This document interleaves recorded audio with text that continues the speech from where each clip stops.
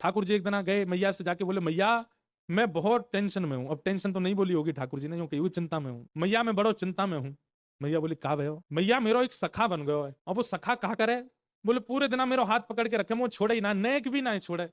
देख मैया मेरे हाथ कैसे नीरे नीरे पड़ गए। मैया बोली क्यों पड़ गो तेरे पीछे, क्यों तेरे हाथ पकड़ के रहे? वो यूं कहे कि तू मेरे सामने ही रहे लाला, तू मेरी आंखन से दूर मत जाए कर, तू मेरे नेत्रन के सामने रहे। मैया वो कछु ना करे, पूरे दिन बस मोये देखते रहे। कभी मेरे कान छू के देखे, कभी मेरी नाक छू के देखे, कभी मेरी आंख छू के देखे, कभी मेरे होठन पे हाथ चला दे।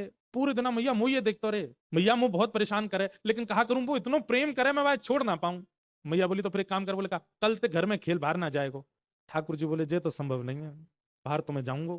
मैया या को कुछ समाधान कर। वो पूरे दिन मुझे देखते रहे, ऐसा कहा करूं कि वाकू में दिखता भी रहूं और मैं अपनी अपने खेल भी करता रहूं। तभी मैया बोली एक काम करूं लाला, तेरे चित्र बनवा दूं और चित्र बनवा के तेरे पास सखाएं दे देंगे, पूरे दिन देखते रहेगा। ठाकुर जी बोले हाँ मैया जे तेने बढ़िया युक्ति बताई, तू मेरा चित्र बनवा दे। मैया मेरा सुंदर सो चित्र बनवाई दियो, और जादना मेरो चित्र बने ना ऐसा श्रृंगार करियो मेरो, वादना में इतना सुंदर लगूं, मेरो चित्र बना के बाद सखा को दे देंगे, पूरे दिन देखते रहेगा भैया। मैया ने एक गोपी से कही, अरे हमारे ब्रज में कोई चित्र बनावे। तभी एक सखी है हमारे ब्रज की, उनका नाम है चित्रा सखी। बरसाने में चिकसौली गांव है, वहां चित्रा सखी जी का मंदिर है। कभी जाओ बरसाने तो वहां दर्शन करना, चित्रा सखी। इन्होंने महाराज जी जीवन पर्यंत कभी किसी पुरुष का नेत्र उठा के दर्शन भी नहीं किया था।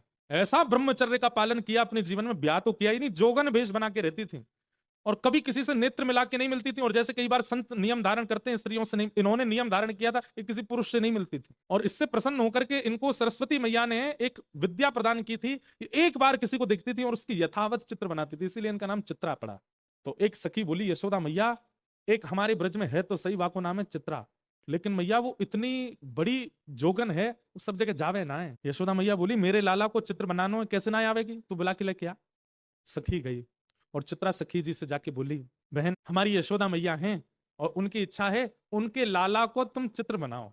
चित्रा सखी व्यंग में हंसने लगी, बोले मैं कोई ऐसी चित्रकार नहीं समझ ली तुमने, एरे गहरे किसी का भी चित्र बना। बोले एरो गैरो मत बोलियो, तू अभी नंद के लाला है, जाने ना है, तेने अभी वाकी रूप माधुरी देखी ना है। सखी मैं तुझे कहां बताऊं, इतना सुंदर है नंद जी को लाला, वाक्य नेत्र ऐसे, नासिका ऐसी, गाल ऐसे, मुस्कान ऐसी। ठाकुर जी के नेत्र कैसे पता है? कमल दल लोचन। अब देखो ये कथा सुनने की नहीं है, अनुभव करने की है।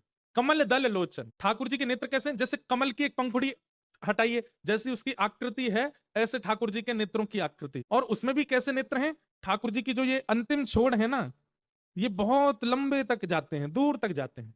ठाकुर जी के बड़े बड़े नेत्र और ऐसे पीछे तक जाते हैं। ऐसे नेत्र ठाकुर जी के हैं और किसी के नहीं है। हम तो कभी कभी किसी पे ज्यादा मन आ जाता है तो बोल देते हैं भाई अपने ठाकुर जी के नेत्र ऐसे कटाक्ष स्वर्ण के पधराओ ठाकुर।